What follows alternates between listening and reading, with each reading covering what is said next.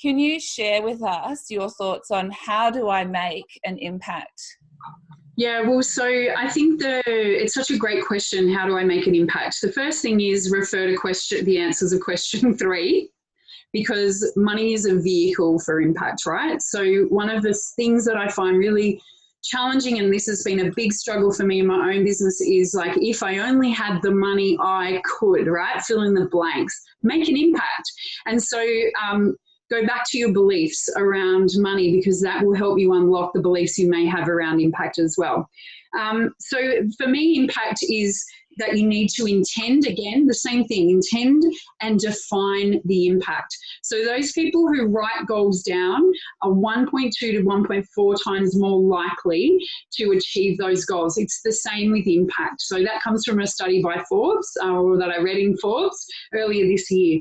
So for the rural woman, we said this at the end of 2016, I think, we said by 2041, we will have directly contributed to the increase of 25%, to an increase of 25% in rural population, and will have developed measurability, witnessed significant improvement in the quality of life, social and economic resilience, recognition of and contribution by rural women around the world.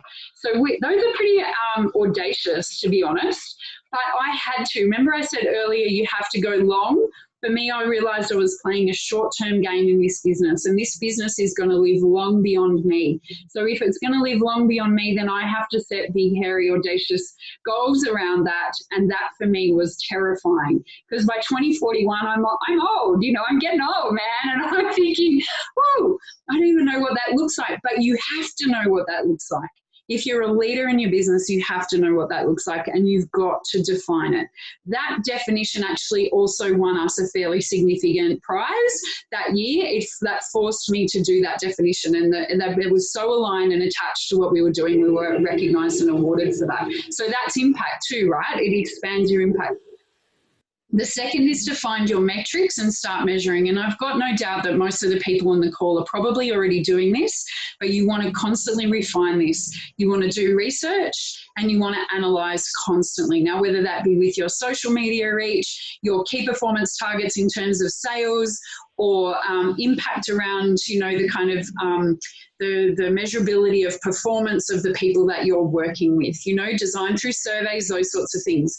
The third is to constantly keep asking questions. I think this is one of the things we don't do well in business or in the social service sector. I've been around community development all my life and career as well, and we don't ask enough questions. Often leadership sets us up to be the experts, and I think that sets us up to fail. It removes us from the humanity of the experience of transformation and change that we're trying to enact in the world.